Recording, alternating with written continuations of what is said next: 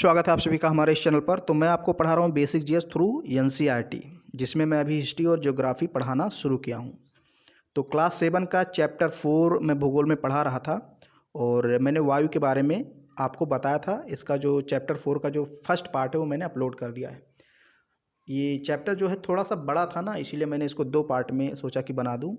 तो एक पार्ट इसका अपलोड हो चुका है, उसमें मैंने आपको वायु के बारे में बताया था, वायुमंडल के बारे में बताया था। तो आज हम लोग पढ़ेंगे इसका पार्ट 2, यानी कि थोड़ा सा जलवायु मौसम के बारे में पढ़ेंगे कि आर्द्रता क्या होती है, ये सारी चीज़ें हम थोड़ा देखेंगे। तो चलिए देखते हैं इसका सेकंड पार्ट, यानी चैप्टर 4 का आज सेकंड पार्ट हम लोग पढ़ते हैं। तो ये सारी चीज़ें हम लोगों ने पढ़ ली थी, ये सब मैंने आपको पढ़ा दिया था। ओके, ये अभी मैं बताता हूँ आपको कहाँ से पढ़ना है। ये सब मैंने आपको समझा दिया था, ये चित्र वगैरह। ओके, फिर हम लोग को यहाँ से पढ़ना है मौसम एवं जलवायु। ओके, यहाँ से हम लोग को पढ़ना है। तो चलिए अब हम लोग शुरुआत करते हैं, लेकिन सबसे पहले आपके दिमाग में ये प्रश्न आना चाहिए कि मौसम क्या है, जलवायु क्या है। तो बेसिकली आप ये समझ लीजिए कि मौसम क्या है, दिन प्रतिदिन होने वाला परिवर्तन। दिन प्रतिदिन मतलब आज बारिश हो रही, कल अचानक धूप निकल आई, मतलब दिन प्रतिदिन होने वाला परिवर्तन क्या है, मौसम कहलाता है। और जलवायु क्या है, लंबे समय तक होने वाला परिवर्तन, मतलब लगभग 30 से 40 वर्ष इतने समय के अंतराल पर होने वाला परिवर्तन जलवायु कहलाता है। या कहीं कहीं ऐसा कह सकते हैं, मौसम की औसत दशाओं को जलवायु कहते हैं। मान लीजिए पृथ्वी का कोई भाग है, जैसे भारत देश है, तो यहाँ पर मान लीजिए 30 से 40 वर्ष तक लगातार एक ही प्रकार का मौसम रहता है। मतलब जैसे थोड़ा ठंडी होता है, थोड़ा गर्मी, ना तो ज़्यादा ठंडी ना तो ज़्यादा गर्मी, मतलब ठंडी गर्मी सब होता है। तो हम कह देंगे कि यहाँ भारत की जो जलवायु है वो समशीतोष्ण जलवायु है। मतलब समशीत मतलब थोड़ी ठंडी, और सम उष्ण यानी कि थोड़ी सी गर्मी, समशीतोष्ण जलवायु है भारत की। इस तरह हम बोल देंगे, मतलब एक औसत निकाल लेंगे कि 30 से 40 वर्षों में किसी देश की जो मौसम की स्थिति रहती है उसको हम जलवायु बोल देते हैं। ये समझ लीजिए। अब हम लोग इसको पढ़ते हैं और समझते हैं इसमें क्या कह रहा है। क्या आज वर्षा होगी, क्या आज दिन साफ होगा, धूप निकलेगी। कितनी ही बार हमने क्रिकेट प्रेमियों के मुंह से एक दिवसीय मैच के भविष्य पर अनुमान लगाते सुना है। आपने देखा होगा वर्ल्ड कप हो रहा है, बारिश का साया है, सब लोग दुखी हैं। फाइनल है इंडिया पाकिस्तान का। अब सब लोग दुखी हैं कि क्या ये जो 3 साल बाद मैच हो रहा है इंडिया पाकिस्तान के बीच में, क्या हमको देखने को मिलेगा। कोई कह रहा है अरे यार बारिश हो जाएगी, न्यूज़पेपर में निकला है कि बारिश हो सकती है। कहीं कहीं कभी कभी होता है कि बूंदाबांदी होने के आसार हैं, मौसम साफ रहेगा। तो ये आपने सुना होगा। वही आपसे कह रहा है, यदि हम कल्पना करें कि हमारा शरीर एक रेडियो है, कल्पना करें, और मस्तिष्क उसके स्पीकर, जो मस्तिष्क है वो उस रेडियो का स्पीकर है, तो मौसम वह है जो इसके नियंत्रण बटनों से छेड़छाड़ करता है। इसके नियंत्रण बटनों से छेड़छाड़ करता है मतलब परिवर्तन करता है। भाई मौसम बदल गया तो बटन क्या करेंगे, आप चेंज करेंगे, यानी छेड़छाड़ हो गई ना बटन में। जैसे ठंडी है तो आप ठंडी वाला मतलब चीज़ें बता रहे हैं, जैसे गर्मी हुई आप तुरंत बटन दबाएंगे, वो गर्मी वाली चीज़ सब बताना शुरू कर देगा। तो वही कह रहे हैं, मौसम हुआ है जो रेडियो के बटनों को नियंत्रण, उसके जो नियंत्रण से छेड़छाड़ करता है। हालांकि रेडियो में ऐसा कोई वास्तव में छेड़छाड़ नहीं करता, बट वो आपको समझाने के लिए कहता है। फिर क्या कह रहा है, मौसम। देखिए अब यहाँ पर मौसम की बात कर रहा है कि मौसम है क्या। मौसम वायुमंडल की प्रत्येक घंटे तथा दिन प्रतिदिन की स्थिति होती है। मौसम क्या है, मैंने बताया ना, दिन प्रतिदिन होने वाला परिवर्तन है। तो वही कह रहा है, मौसम वायुमंडल की प्रत्येक घंटे यानी हर एक घंटे तथा दिन प्रतिदिन की स्थिति होती है। आर्द्र एवं गर्म मौसम किसी भी यानी किसी को भी चिड़चिड़ा बना सकती है। मान लीजिए बहुत ज़्यादा आर्द्रता है, नमी युक्त है, वायुमंडल में बहुत ज़्यादा आर्द्रता है, बहुत ज़्यादा गर्म है, तो आदमी परेशान हो जाता है, चिड़चिड़ा हो जाता है। वही कह रहा है कि आर्द्र और गर्म मौसम किसी को भी चिड़चिड़ा बना सकता है, लेकिन अच्छा हवादार मौसम हमें आनंद देता है। बसंत का समय चल रहा है, हल्की हल्की हवा चल रही है, हल्का सा धूप हल्का सा छाँव है बढ़िया, तो अजीब ही आनंद देता है। और हमें घूमने की योजना भी, मतलब हम घूमने की योजना भी बना सकते हैं अगर मौसम अच्छा है। मौसम नाटकीय रूप से दिन प्रतिदिन बदलता रहता है। मैंने आपको बताया दिन प्रतिदिन होने वाला परिवर्तन, यानी बदलना। बदलना का मतलब क्या होता है? परिवर्तन। तो वही कह रहा है, मौसम नाटकीय रूप से, यानी नाटक करता रहता है, दिखाता रहता है, दिन प्रतिदिन नाटकीय रूप से बदलता रहता है। किंतु दीर्घ काल में किसी स्थान का औसत मौसम उस स्थान की जलवायु बन जाता है। दीर्घ काल मतलब क्या? लगभग 30 से 40 वर्ष। वही कह रहा है, दीर्घ काल में किसी स्थान का मौसम, औसत मौसम उस स्थान की जलवायु बताता है। क्या आप समझ गए कि हम मौसम की दैनिक पूर्वानुमान क्यों करते हैं? क्या आप समझ गए कि हम मौसम का दैनिक पूर्वानुमान क्यों करते हैं? मतलब हम क्यों ये पता लगाते हैं कि आज वर्षा हो सकती है, आज मतलब धूप निकली रहेगी, आज ज़्यादा ठंड पड़ेगी, आज बर्फ़बारी हो सकती है, ऐसा क्यों करते हैं? ये आपसे क्वेश्चन पूछ रहा है कि आप समझ गए क्या? फिर यहाँ पर थोड़ा सा है, ये चीज़ें ज़रूरी है आपके पढ़ने में, क्या आप जानते हैं? इसमें एक फैक्ट दिया हुआ है, यह जानकर आपको आश्चर्य होगा कि पृथ्वी सूर्य की ऊर्जा के लगभग ये 2 अरबवा भाग है। ओके, यहाँ पर लिखा है कितने जीरो हैं? 3 3 6 2 8, यानी कि 1 अरब में 8 जीरो होते हैं। ओके, ये मान के चलिए। तो ये 2 अरबवा भाग का केवल 1 भाग ही प्राप्त करता है। अब यहाँ समझ लीजिए, मान लीजिए ये सूर्य है और यहाँ पर आपकी पृथ्वी है। तो यहाँ से मान लीजिए 2 अरब किरणें चली, 2 अरब किरणें यहाँ से चली, तो पृथ्वी सिर्फ एक भाग प्राप्त करेगी, यानी एक किरण पृथ्वी तक पहुँचती है। सोचिए, एक किरण पहुँचती है मतलब 2 अरबों भाग का 1 भाग पहुँचता है, और इतनी ज़्यादा गर्मी होती है। अगर सोचिए कहीं 2 भाग ऐसे प्राप्त हो जाता, 2 3 हो जाता, तो सभी लोग मर ही जाते। तो सोचिए, पृथ्वी सूर्य की ऊर्जा के 2 अरबवें भाग का केवल 1 ही भाग प्राप्त करती है, और इतनी ज़्यादा गर्मी होती। यानी कि आप सोच सकते हैं कि सूरज कितना गर्म होगा और कितनी लपटें वहाँ से निकलती होंगी। तो मौसम जलवायु आपने जान लिया। अब हम लोग को पढ़ना है तापमान। लेकिन तापमान को पढ़ने से पहले हम लोग थोड़ा सा यहाँ पर एक चीज़ देख लेते हैं। कुछ चित्र दिया हुआ है आपको समझाने के लिए। ये है तापमापी। ओके, तापमान मापता कि कितने डिग्री सेल्सियस तापमान है। ये है वायु दाब मापी। वायु दाब मापता है कि भाई कितने मिली बार वायु का दाब है इसमें।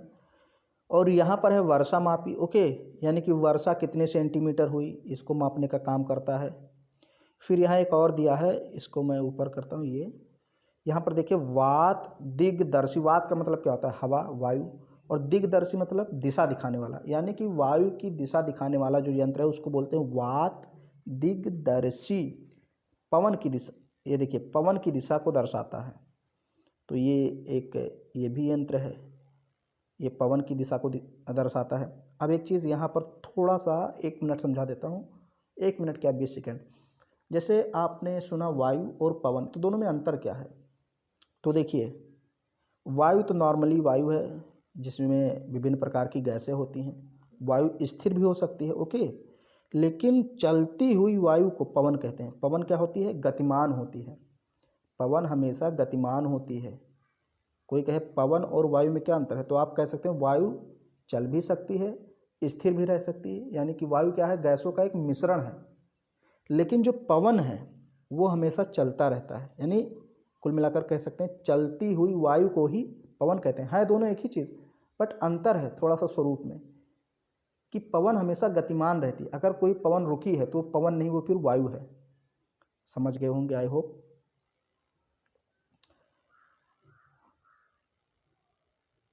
ये देखिए तापमान, ये जो मौसम के कुछ घटक हैं यहाँ पर, तापमान, आर्द्रता, ओके, जलवायु, ये सब मौसम के घटक हैं, तत्व हैं। तो इनको थोड़ा सा पढ़ लेते हैं, ज़्यादा इसमें दिया नहीं है। आप प्रतिदिन जिस तापमान का अनुभव करते हैं वह वायुमंडल का तापमान होता है। ओके, हम लोग तापमान का अनुभव करते हैं। बाहर निकलिए, गर्मी है तो थोड़ी सी हमें अनुभूति होती है कि आज गर्मी है, थोड़ा सा त्वचा में कुछ मतलब गर्मी महसूस होती है। तो क्या है? वो वायुमंडल का तापमान होता है। वायु में मौजूद ताप और एवं शीतलता के परिमाण को तापमान कहते हैं। तापमान किसे कहते हैं? वायु में मौजूद ताप एवं शीतलता के परिमाण को तापमान कहते हैं। ओके, यानी कि वायुमंडल में जो ठंडी है और गर्मी है, दोनों को हम मिक्स करते हैं तो जो चीज़ निकलता है वो हमारा तापमान होता है। आप समझ लीजिए, इसको आप समझ नहीं पाएंगे नहीं तो। मान लीजिए जो औसत तापमान है वो 5 डिग्री सेल्सियस, मान लीजिए कि गर्मी क्या है 20 डिग्री है, गर्मी 20 डिग्री है और ठंडी -5 डिग्री है मान लीजिए, तो इसका औसत, इसका अगर हम घटाएंगे तो 15 डिग्री निकलेगा। तो ये क्या है, ये परिमाण है, परिमाण। ओके, तो हमारा जो तापमान है वो कितने डिग्री रहेगा, 15 डिग्री सेल्सियस। ये एक समझने का तरीका है, इस तरह से आप समझ सकते हैं। यानी कि कह रहा कि ताप एवं शीतलता के परिमाण को तापमान कहते हैं। फिर है वायुमंडल का तापमान केवल दिन और रात में ही नहीं बदलता बल्कि ऋतुओं के अनुसार भी बदलता रहता है, आप जानते भी हैं भाई। एक तो ये है कि दिन में तापमान ज़्यादा रहता है, रात में कम हो जाता है तापमान, तो ये दिन रात में तो बदलता ही, साथ ही साथ ऋतुओं में भी बदलता है। जैसे शीत ऋतु में तापमान कम रहता है, ग्रीष्म ऋतु में अधिक हो जाता है। तो वही कह रहा है कि शीत ऋतु की अपेक्षा ग्रीष्म ऋतु में ज़्यादा गर्म होता है, तो सभी लोग जानते हैं। फिर यहाँ एक चीज़ आपसे बता रहा है, आपतन क्या है। आपतन क्या है, ओके, एक महत्वपूर्ण कारक है। आपतन क्या है, एक महत्वपूर्ण कारक है जो तापमान के वितरण को प्रभावित करता है। सूर्य से आने वाली वह ऊर्जा जिसे पृथ्वी रोक लेती है उसे आपतन कहते हैं। मैंने आपको बताया था, मान लीजिए एक बार फिर से मैं आपको दिखाता हूँ। ये हमारी पृथ्वी, ये हमारा सूर्य, तो यहाँ से कुछ ऊर्जा आएगी, मतलब ऊष्मा आएगी दिन के समय सूर्य क्या करेगा, हमारे पास ऊष्मा भेजेगा, पृथ्वी पर ऊष्मा भेजेगा। फिर दिन के समय पृथ्वी गर्म होगी, अब रात के समय पृथ्वी ठंडा होना शुरू होती है, तो यहाँ से ऊष्मा वापस जाने लगती है। लेकिन सारी ऊष्मा नहीं जा पाती, क्योंकि मैंने पिछले वीडियो में आपको बताया यहाँ पर एक गैस पाई जाती है जिसको बोलते हैं कार्बन डाइऑक्साइड की गैस परत, वो कुछ ऊष्मा को रोक लेती है। तो जिन ऊष्मा को, यानी जिस ऊष्मा को वायुमंडल की जो गैसें होती हैं रोक लेती हैं उसे कहते हैं आपतन। ओके, वही कह रहा कि सूर्य से आने वाली वह ऊर्जा जिसे पृथ्वी रोक लेती है उसे आपतन कहते हैं। आपतन, इसका एक और नाम है सूर्यातप। ओके, इसको सूर्यातप भी बोलते हैं। अब आप समझ गए होंगे कि आपतन क्या है, सूर्यातप क्या है, यानी दोनों एक ही चीज़ है। सूर्यातप की मात्रा भूमध्य रेखा से ध्रुवों की ओर घटती है, इसलिए तापमान उसी प्रकार घटता जाता है। जैसे ये जो पृथ्वी है ना, इसके बीच में 1 मिनट, ये पृथ्वी है तो इसके बीच में एक भूमध्य रेखा होती है जो पृथ्वी को 2 बराबर भागों में बांट देती है, उत्तर और दक्षिणी। इसको बोलते हैं 0 डिग्री अक्षांश रेखा, 0 डिग्री। तो जैसे जैसे हम ध्रुवों की तरफ जाएंगे, यानी ये दक्षिणी ध्रुव या उत्तरी ध्रुव, इसकी तरफ जाएंगे तो तापमान कम होता जाएगा, सूर्यातप कम होता जाएगा। नीचे जाएंगे तब भी कम होता जाएगा। लेकिन अगर हम ऊपर की तरफ जाएंगे, यानी भूमध्य रेखा की ओर जाएंगे, ऐसे ऐसे, चाहे इधर से चाहे इधर से चाहे इधर से, भूमध्य रेखा की ओर आएंगे तो तापमान बढ़ता जाएगा। ये सारी चीज़ें मैंने आपको समझा दी हैं कि क्यों भूमध्य रेखा पर तापमान अधिक होता है। मैंने आपको अक्षांश देशांतर बहुत अच्छे से पढ़ाया है। अब आपसे एक सवाल पूछ रहा है, क्या, नीचे देखिए, अब आप समझ गए होंगे कि ध्रुव बर्फ से क्यों ढके हुए हैं। क्या अब आप समझ गए कि ध्रुव जो हैं, यानी उत्तरी और दक्षिणी ध्रुव हैं, बर्फ से क्यों ढके हैं। तो आप समझ गए होंगे भाई, क्योंकि वहाँ पर क्या मैंने बताया कि जो तापमान है ध्रुवों की तरफ कम होता जाता है, यानी ठंडी बढ़ती जाती है, इसलिए वो बर्फ़ से एकदम ढके हुए हैं। यदि पृथ्वी का तापमान अत्यधिक बढ़ जाता तो यह इतनी गर्म हो जाएगी कि यहाँ कुछ फसलें उग नहीं सकेंगी। गांवों की अपेक्षा नगरों का तापमान बहुत अधिक होता है। दिन के समय में ऐसा फेल्ट से बनी सड़कें एवं धातु की और कंक्रीट से बने भवन गर्म हो जाते हैं। रात के समय यह ऊष्मा मुक्त होती है। जो सड़कें होती हैं तारकोल से बनती हैं, तो दिन के समय आप देखिए जब गर्मी पड़ती है तो ये बहुत ज़्यादा गर्म हो जाती हैं। ओके, या फिर कंक्रीट का कोई भवन बना है तो कहते हैं ना धधकता है, छत धधकता है, हवा चलाते हैं फैन का तो ऊपर से गर्मी देने लगता है। तो दिन के समय वो चीज़ें गर्म हो जाती हैं, रात के समय या ऊष्मा मुक्त हो जाती है। फिर आपको रात के समय जब आप देखिए, जिसे आप बोलते हैं पछलहरा, पछलहरा यानी कि 3 से 4 और 5 बजे के बीच का जो समय होता है उसमें आपको ठंडी अनुभव होती है। मतलब गर्मी है फिर भी, गर्मी का मौसम है, ग्रीष्म ऋतु है, फिर भी जो पछलहरे का मौसम होता है यानी कि 4, 3 और 5 बजे का जो समय होता है उसमें आप चद्दर ओढ़ लेते हैं। लास्ट में सुबह सुबह होते होते चद्दर ओढ़ ही लेते हैं, क्योंकि उसमें पृथ्वी उष्मा छोड़ रही होती है। जब पृथ्वी उष्मा छोड़ेगी तो आपको ठंडी महसूस होगी। नगर के भीड़ भाड़ वाले ऊंचे भवन गर्म वायु को रोक लेते हैं, जिससे नगरों का तापमान बढ़ जाता है। अब नगरों का तापमान शहरों में बढ़ जाता है इसलिए क्योंकि गांव में बड़ी बड़ी बिल्डिंग होती नहीं है, तो इसलिए उष्मा आराम से पर्याप्त मात्रा में निकल जाता है। लेकिन शहरों में बड़ी बड़ी बिल्डिंग होती हैं, तो ये क्या होता है कि इतना घना शहर बसा होता है कि जो उष्मा होती है ये ऊपर जा नहीं पाती, ये बिल्डिंगें इसको रोक लेती हैं और तापमान शहर का बढ़ जाता है। वही आपसे कह रहा है। फिर यहाँ पर 2 चीज़ें दी हुई हैं, क्या आप जानते हैं? अगर नहीं जानते हैं तो जान लीजिए भैया। तापमान को मापने की मानक इकाई डिग्री सेल्सियस है। इसका आविष्कार एंडर्स सेल्सियस ने किया था। सेल्सियस पैमाने पर जल 0 डिग्री सेल्सियस पर जमता है, 100 डिग्री सेल्सियस पर उबलता है। समझ लीजिए, जो तापमान को मापा जाता है तो बेसिकली उसको डिग्री सेल्सियस में नापा जाता है। आप देखते होंगे कि आज का तापमान 45 डिग्री सेल्सियस है, -2 डिग्री सेल्सियस है, 15 डिग्री सेल्सियस है, ऐसे लोग बताते हैं। डिग्री सेल्सियस में तापमान को नापते हैं। लेकिन आपने सुना होगा कभी कभी डॉक्टर जो होते हैं वो फ़ारेनहाइट में मापते हैं। कहते हैं आपका जो टेम्परेचर है शरीर का वो 98.4 डिग्री फ़ारेनहाइट है। बहुत ज़्यादा अगर बुखार है तो फिर 100 डिग्री, मतलब 100 डिग्री फ़ारेनहाइट।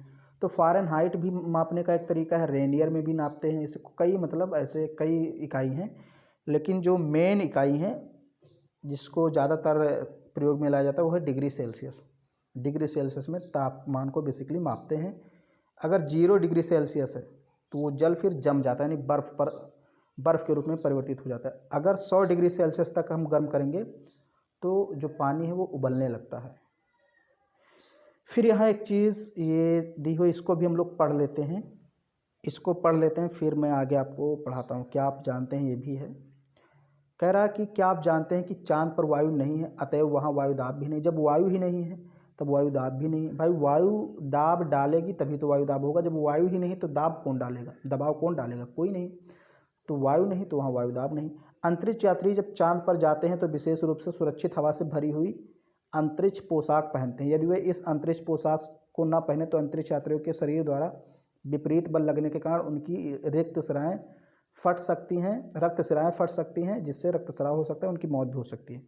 इसको समझ लीजिए। जैसे वहाँ देखिए, मान लीजिए ये कोई इंसान है, ओके, ये कोई इंसान है, ये कोई इंसान है, इसके हाथ पैर हैं ऐसे। तो वायु क्या है, इधर से भी दबाव डालती है, इधर से, चारों तरफ से वायु इस पर दबाव डालती है। अगर हम पृथ्वी पर हैं तो इसको समझना जरूरी, पृथ्वी पर हैं तो चारों तरफ से, चूँकि वायुमंडल है तो चारों तरफ से दबाव डालती है। और हमारे अंदर चूँकि रक्त है यानी जल है, हमारी नसों में क्या है, खून, उसमें क्या होती है, ऑक्सीजन गैस होती है, तो वो बाहर से भी दबाव डाल, यानी अंदर से बाहर की ओर दबाव डालती है। यानी कि एक तो ये जो बाहरी वायुमंडल है ये दबाव डालता है, फिर अंदर जो नसें हैं जिसमें खून है तो उसमें भी गैसें होती हैं ना, ऑक्सीजन, कार्बन डाइऑक्साइड गैसें होती हैं, तो वो भी बाहर की तरफ दबाव डालती हैं, जिससे क्या होता है, बैलेंस बराबर रहता है। अब जब हम चांद पर चले जाएंगे तो चांद पर चूंकि वायुमंडल है नहीं तो वायु नहीं है, तो बाहर से कोई दबाव डालेगा नहीं, अंदर से दबाव पड़ता रहेगा। जो अंदर आपके अंदर रक्त है उसमें जो ऑक्सीजन है वो बाहर की तरफ दबाव डालेगी, तो क्या होगा, अब बाहर दबाव पड़ता ही नहीं, बाहर कोई वायुमंडल है नहीं, तो बाहर की तरफ अंदर से दबाव आता रहेगा, फिर आपकी नसें फट जाएंगी, नसें फट जाएंगी, समझ रहे हैं ना, और आपकी डेथ हो जाएगी। इसलिए वो आप देखते हैं जब अंतरिक्ष यात्री जाते हैं अंतरिक्ष में या चांद पर, तो एक विशेष प्रकार का उनका कपड़ा होता है जिसमें गैस वगैरह पीछे लगा होता है, वो सब पहन कर जाते हैं। वो इसलिए बनाया जाता है ताकि उनको ऐसा फील हो कि वो पृथ्वी पर ही हैं, पृथ्वी के जैसा एटमॉस्फेयर होता है उस पोशाक में, उस कपड़े के अंदर एकदम पृथ्वी जैसा उनको मौसम लगेगा। ओके, अगर वो पोशाक ना हो तो वो जा ही नहीं पाएंगे।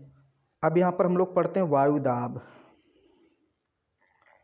यह जानकर आपको आश्चर्य होगा कि वायु हमारे शरीर पर उच्च दाब के साथ बल लगाती है। मैंने अभी आपको बताया कि वायु क्या है, हमारे शरीर पर बल लगाती है, और वो भी उच्च दाब के साथ, मतलब तीव्र गति से बल लगाती है, किंतु हम इसका अनुभव नहीं करते हैं।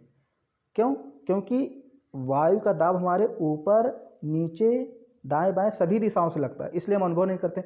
मान लीजिए अभी आपको सिर्फ पीछे से वायु दाब का दबाव डाला जाए, आगे एकदम वायु जो है वो हटा दी जाए, वायु हटा दी जाए, तो आप गिर पड़ेंगे आगे की ओर, क्योंकि पीछे से दबाव आएगा। जैसे आपने देखा होगा जब कोई ट्रक वगैरह जाता है, कोई गाड़ी निकलती है, तो उसके पीछे कागज उड़ते रहते हैं। क्यों? क्योंकि प्रारंभ में कागज पर चारों तरफ से वायु आ रही थी, अब ट्रक जब निकला तो आगे की वायु वो हटा दिया, ट्रक जैसे सड़क पर गया आगे की वायु हट गई और पीछे से कागज पर दबाव पड़ रहा है, तो वो ट्रक के पीछे कागज या पन्नी कुछ भी थैली उड़ने लगती है। तो ये दबाव के चलते होता है, वायु दाब के चलते होता है। तो वही कह रहा है कि हमारा शरीर विपरीत बल लगाता है, जो हमारा शरीर है वो भी विपरीत बल लगाता है। मैंने बताया अंदर से, यानी बाहर से तो वायु दाब लगता है हमारे शरीर पर, अंदर से भी हमारा शरीर बल लगाता है।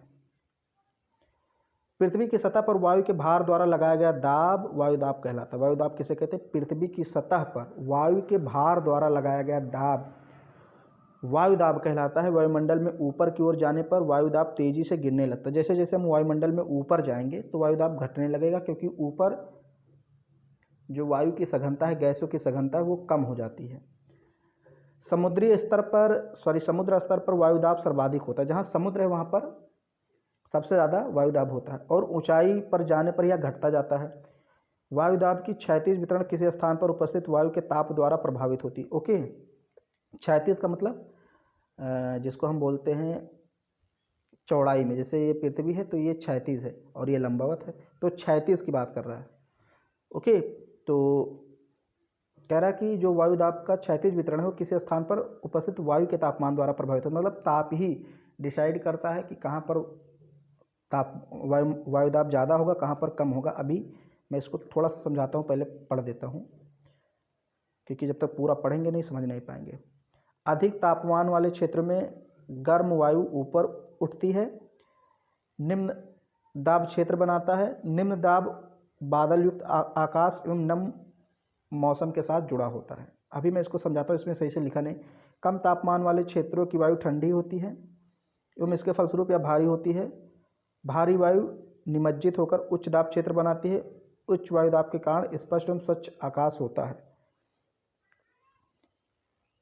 वायु सदैव उच्च दाब क्षेत्र से निम्न दाब की ओर चलती है। यहाँ पर कहने का मतलब ये है कि वायु और तापमान में, यानी वायु दाब और तापमान में एक संबंध होता है कि जहाँ जिस क्षेत्र में तापमान ज़्यादा होगा वहाँ पर वायु दाब कम होगा, और जहाँ तापमान कम होगा वहाँ पर वायु दाब ज़्यादा होगा। समझ लीजिए, जैसे मान लीजिए ये कोई क्षेत्र है, यहाँ पर बहुत ज़्यादा ताप पड़ रहा है, यानी कि सूर्य की किरणें बहुत ज़्यादा मात्रा में यहाँ पहुँच रही हैं। तो जब सूर्य की किरणें यहाँ पहुँचेंगी तो यहाँ जो वायु है उसको गर्म करेंगी। वायु को क्या करेंगी? गर्म। और वायु गर्म होगी तो फैलेगी। मैंने पिछले वीडियो में आपको बताया कि गर्म वायु फैलती है और फैलेगी तो वायु क्या होगी? हल्की होगी। हल्की होकर ऊपर उठ जाएगी। तो यहाँ जो वायु थी वो गर्म होकर हल्की हुई, हल्की होकर फैली, फैलकर फिर वो ऊपर उठ गई। तो यानी कि वायु दाब यहाँ पर कम हो गया, क्योंकि वायु दाब नहीं लगा रही, वायु ऊपर जा रही है, तो वायु दाब कम हो गया, जबकि यहाँ तापमान अधिक था। और इसके विपरीत जहाँ तापमान कम होगा वायु दाब वहाँ पर अधिक होगा। तो यही कह रहा था आपसे, समझा दिया मैंने। फिर एक चीज़ और कह रहा है यहाँ पर कि वायु सदैव उच्च दाब से निम्न वायु दाब की ओर चलती है। ओके, उच्च वायु दाब, मान लीजिए यहाँ पर उच्च वायु दाब है, यहाँ निम्न वायु दाब, तो वायु की दिशा उच्च वायु दाब से निम्न वायु दाब की ओर होगी, ये आपसे कह रहा है। अब यहाँ पर है पवन। पवन क्या है? तो मैंने आपको बताया ही पवन क्या है। उच्च दाब क्षेत्र से निम्न वायु दाब क्षेत्र की ओर वायु की गति को पवन कहते हैं। देखिए, वायु की गति को, यानी पवन क्या होती है? गतिमान होती है। मैंने आपको बताया था अभी कुछ मिनट पहले, मैंने आपको बताया इसी वीडियो में कि पवन और वायु में क्या अंतर है। तो चलती हुई या गति करती हुई वायु को पवन कहते हैं। और पवन किस ओर से किस ओर चलती है? उच्च वायुदाब क्षेत्र से निम्न वायुदाब क्षेत्र की ओर। आप पवन को काम करते देख सकते हैं। कैसे? जब यह सड़क पर गिरी हुई पत्तियों को उड़ाती है अथवा तूफान के समय पेड़ों को उखाड़ देती है। तो कौन काम करता है? पवन का तो ही काम है भाई, पेड़ों को उखाड़ देना, आपके खिड़की का पर्दा हिलना। तो ऐसा थोड़ी ना हिलता है, पवन कुछ काम करती रहती है, चलती रहती है, इसी कारण होता है। कभी कभी जब पवन धीरे धीरे बहती है तो आप इसे महीन धूल या धुएं को उड़ाते हुए देख सकते हैं।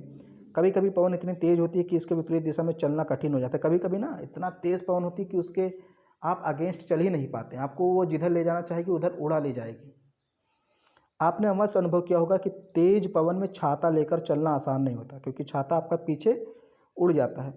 3 अन्य उदाहरण सोचिए जब तेज पवन के कारण आपके लिए समस्या उत्पन्न हुई है। पवन को मुख्यतः 3 प्रकार में विभाजित किया जाता है। तो आप सोचिए कि कब कब आपको पवन की वजह से प्रॉब्लम हुई है। जैसे एक तो छाता, भाई मतलब छाता लेकर चलते हैं बरसात में और आंधी चल रहा है तो छाता पीछे उड़ जाता है, एक प्रॉब्लम है। 3 प्रॉब्लम आप सोचिए। ओके, फिर यहाँ है क्या आप जानते हैं, इसको पढ़ लेते हैं। क्या आप जानते हैं पवन का नाम उसके आने की दिशा के आधार पर निर्धारित होता है।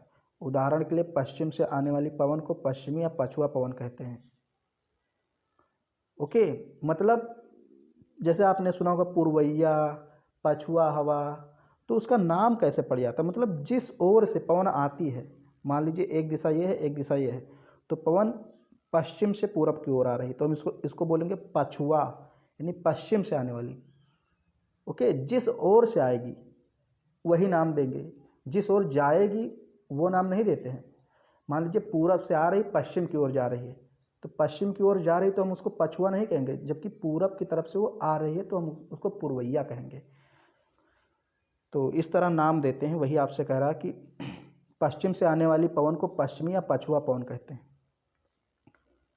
और पवन को 3 भागों में विभाजित किया गया, यानी 3 प्रकार की पवनें यहाँ पर बताई गई हैं। इसको भी मैं समझाऊंगा, लेकिन सबसे पहले आप यहाँ पर थोड़ा सा समझ लीजिए। एक पवन है स्थायी, दूसरा है मौसमी पवनें, और तीसरा है स्थानीय पवनें। तो स्थायी पवनों की बात करें जब, तो व्यापारिक पश्चिमी एवं पूर्वी पवनें स्थायी पवनें। जो व्यापारिक पश्चिमी एवं पूर्वी पवनें हैं वो स्थायी पवनें हैं, ये वर्ष भर लगातार निश्चित दिशा में चलती रहती हैं। ओके, व्यापारिक पवनें यहाँ पर आप देख सकते हैं, ये देखिए, ये एक निश्चित दिशा में चलती रहती हैं। उत्तरी पूर्वी व्यापारिक पवनें हैं, ये दक्षिणी पूर्वी व्यापारिक पवनें हैं। ये देखिए एक निश्चित दिशा में, ऐसा नहीं दिशा बदल देती हैं। जो दक्षिणी पूर्वी ये नीचे वाली जो पवनें हैं, ये किस ओर से किस ओर चल रही हैं, दक्षिण पूरब से उत्तर पश्चिम की ओर चल रही हैं। यानी कि ये वाला जो एरिया है, 1 मिनट, ये वाला जो एरिया है ये दक्षिण पश्चिम है, और इधर से किधर चल रही हैं, इधर इस साइड में चल रही हैं। तो इसको बोलते हैं दक्षिणी पूर्वी व्यापारिक पवनें, क्योंकि ये दक्षिण पूरब से आती हैं। अब इसका उल्टा देखिए, इसका उल्टा आप देखेंगे तो ये है उत्तरी पूर्वी, ये देखिए, तो यानी उत्तर पूरब से आ रही हैं और दक्षिण पश्चिम की ओर चल रही हैं, तो इसको हम बोलेंगे उत्तरी पूर्वी व्यापारिक पवनें, और ये वर्ष भर ऐसे ही चलती रहती हैं। फिर यहाँ पर है दूसरा जो है मौसमी पवनें। ये पवनें विभिन्न ऋतुओं में अपनी दिशा बदलती रहती हैं। उदाहरण के लिए भारत में मानसूनी पवनें। ओके, जो मानसूनी पवनें होती हैं अपनी दिशा बदलती रहती हैं। एक चीज़ इसमें और पढ़ लेते हैं, फिर मैं इसको आपको ये पूरा चित्र समझाता हूँ थोड़ा सा। स्थानीय पवनें क्या हैं? ये पवनें किसी छोटे क्षेत्र में वर्ष या दिन के किसी विशेष समय में चलती, मतलब एक छोटे समय में पवनें चलती हैं। उदाहरण के लिए स्थल एवं समुद्री समीर। ओके, समीर मतलब पवन होता है, एक समुद्री जो पवन होती है जो समुद्रों में चलती है उसको समीर बोलते हैं। यहाँ पर डिटेल नहीं बताया गया। क्या आपको भारत के उत्तरी क्षेत्र को गर्म एवं शुष्क स्थानीय पवन याद है, जिसे लू कहते हैं? ओके, तो उत्तर भारत में गर्मी के समय में एक गर्म हवा चलती है जिसको लू बोलते हैं।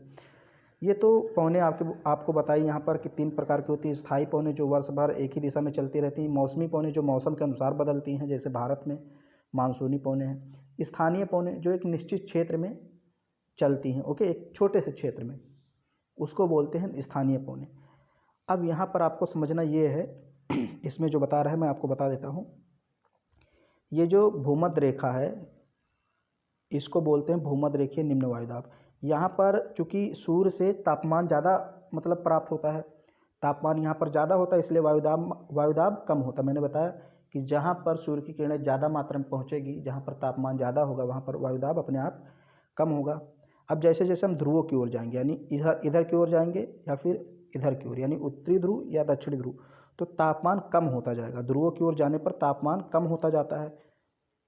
चाहे इधर चाहे उधर, मतलब ऊपर नीचे उत्तर दक्षिण चाहे जिधर भी जाएंगे, अगर ध्रुव की तरफ जा रहे हैं तो तापमान कम होता जाएगा, तापमान कम होगा तो वायुदाब बढ़ता जाएगा, और इसीलिए उत्तरी ध्रुव पर वो उच्च वायुदाब होता है, यानी कि तापमान बहुत कम हो जाता है तो वायुदाब बहुत ज़्यादा बढ़ जाता है।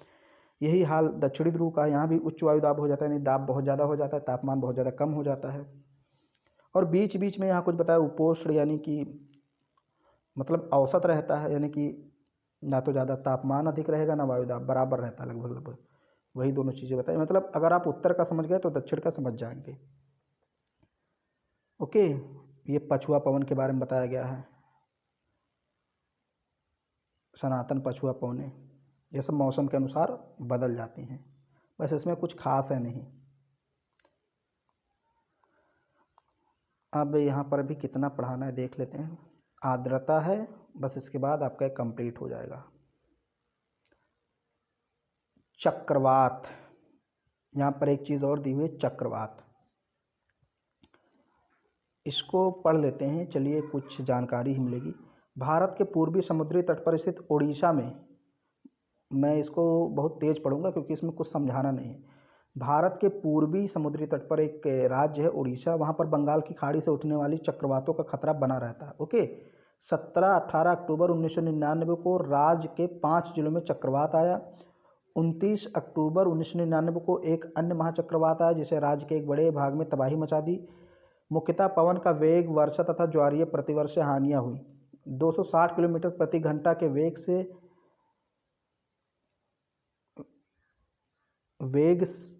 के वाली पवन 36 घंटे से ज़्यादा समय तक चलती रही। तीव्र वेग वाली इस पवन ने पेड़ों को उखाड़ दिया, कच्चे घरों को नष्ट कर दिया, अनेक औद्योगिक भवन तथा अन्य घरों की छतें भी उड़ गईं। विद्युत आपूर्ति में टेलीफोन लाइन पूरी तरह से कट गई। चक्रवात के परिणामस्वरूप लगातार 3 दिन तक भारी बारिश होती रही। इस वर्षा के कारण ओडिशा की प्रमुख नदियों में बाढ़ आ गई। चक्रवातों, इसको क्या पढ़ें क्या बताएं।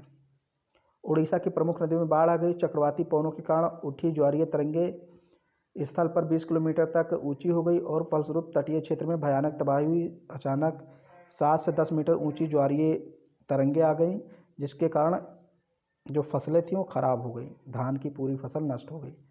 फिर यहाँ एक स्थिति बता रहा है, 25 अक्टूबर 1999 को पूर्वी पोर्ट ब्लेयर के निकट थाईलैंड की खाड़ी में अवदाब के कारण चक्रवात उत्पन्न हुआ और धीरे धीरे उत्तर पश्चिमी दिशा में बढ़ा, गहन होकर इसे महाचक्रवात का रूप धारण कर लिया।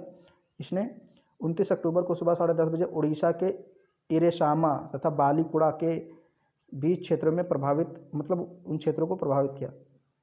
इस महाचक्रवात ने भुवनेश्वर, कटक और 28 तटीय नगरों सहित उड़ीसा के पूरे तट को बर्बाद कर दिया। इससे लगभग 130 लाख लोग प्रभावित हुए।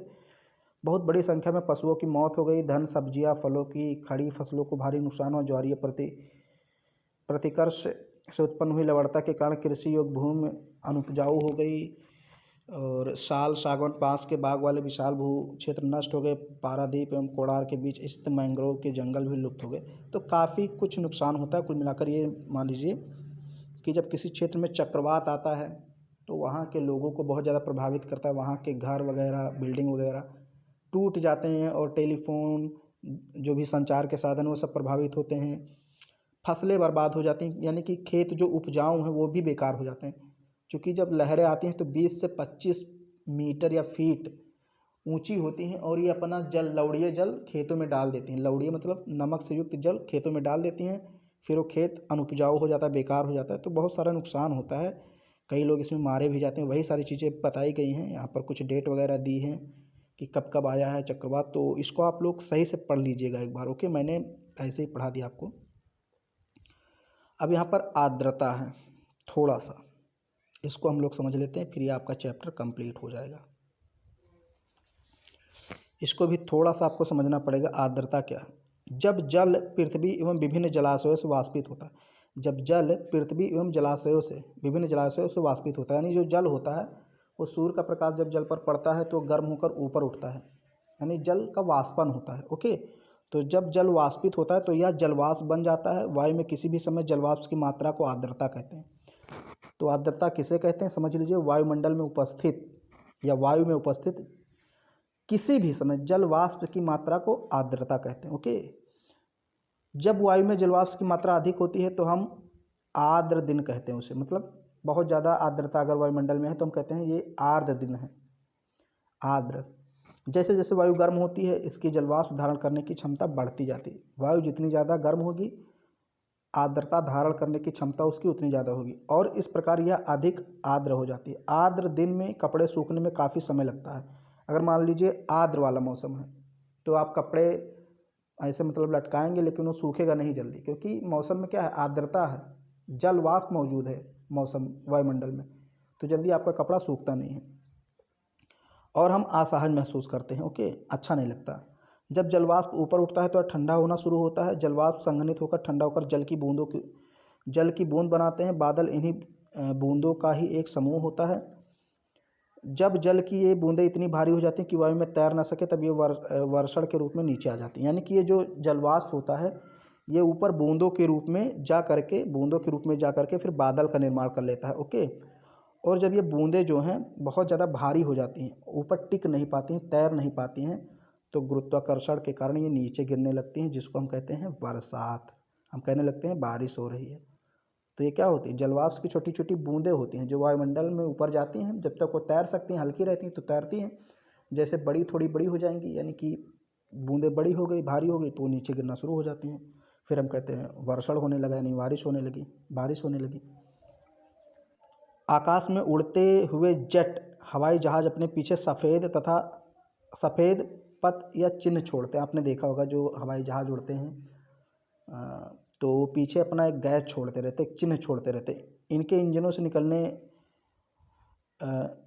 से निकली नमी संघनित हो जाती है। वायु के गतिमान रहने की स्थिति में संघनित नमी कुछ देर तक पथ के रूप में दिखाई देती है। ओके, तो जो हवाई जहाज होता है जब ये ऐसे चलता है तो पीछे कुछ लाइनें बनाता चलता है ऐसे। ओके, यानी लाइन बन जाती है। तो क्या होता है, ये जो गैसें छोड़ते हैं तो वायुमंडल में नमी होती है, तो जब ठंड और गर्म, चूँकि गैसें जो होती हैं छोड़ते हैं गर्म होती हैं और वायुमंडल में नमी है, तो दोनों जब मिलते हैं तो एक जलवाष्प वहाँ पर बन जाता है। ओके, नमी वहाँ पर एक प्रकार से आ जाती है। तो वही कह रहा है, संघनित नमी कुछ देर तक पथ के रूप में दिखाई देती है। पृथ्वी पर जल के रूप में गिरने वाली वर्षा कहलाती है। जो पृथ्वी पर जल के रूप में वर्षण होता है उसी को हम लोग वर्षा बोलते हैं। ज़्यादातर भौम जल वर्षा जल से ही प्राप्त होता है। भौम जल मतलब जो हम नलों से जल निकालते हैं वो जल वर्षा से ही प्राप्त होता है। यानी कि बारिश हुई, वो जल रिस करके यानी छन करके नीचे चला गया, फिर नल के द्वारा हम उसी को निकालते हैं। पौधे जल संरक्षण में मदद करते हैं। ओके, जब पहाड़ी पार्श्वों से पेड़ काटे जाते हैं, वर्षा जल अनावृत पहाड़ों से नीचे बहता है एवं निचले इलाकों में बाढ़ का कारण बनता है। क्रियाविधि और आधार पर वर्षा के 3 प्रकार है, यानी वर्षा भी 3 प्रकार की होती है। एक तो संवहनीय वर्षा, पर्वतीय वर्षा और चक्रवातीय वर्षा। 3 प्रकार की वर्षा होती है, संवहनीय वर्षा, पर्वतीय वर्षा और चक्रवातीय वर्षा। ओके,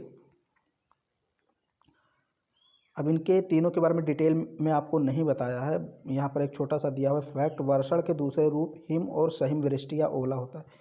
यानी जहाँ बहुत ज़्यादा ठंडा प्रदेश है तो वहाँ वर्षा के रूप में क्या होता है, बर्फ़ की बारिश होने लगती है, जिसे आप बर्फ़बारी कहते हैं। यानी वो भी एक प्रकार की बरसात ही होती है लेकिन वो बर्फ़ के रूप में होती है। पौधों तथा जीव जंतुओं के जीवित रहने के लिए वर्षा बहुत महत्वपूर्ण है। इससे धरातल को ताज़ा जल प्रदान होता है। यदि वर्षा कम हो तो जल की कमी तथा सूखा हो जाता है। इसके विपरीत अगर वर्षा हो तो बाढ़ आ जाती है। अगर ज़्यादा वर्षा हो तो बाढ़ आ जाएगी, कम वर्षा है तो सूखा पड़ जाएगा। बस ये आपका जो चैप्टर है मैंने बहुत तेज़ पढ़ाया कि बहुत बड़ा था, हालांकि समझाया जहाँ पर समझाना था, लेकिन अब जो पढ़ना था सिर्फ उसको मैंने ऐसे ही बहुत तेज़ पढ़ दिया। तो उम्मीद करता हूँ ये वीडियो आपको जो मैं अपलोड कर रहा हूँ डेली, आपको ये जो सीरीज़ है पसंद आ रही होगी। तो इसको लाइक कीजिए, शेयर ज़रूर किया कीजिए अपने दोस्तों में, और चैनल पर पहली बार आए तो सब्सक्राइब भी कर लिया कीजिए।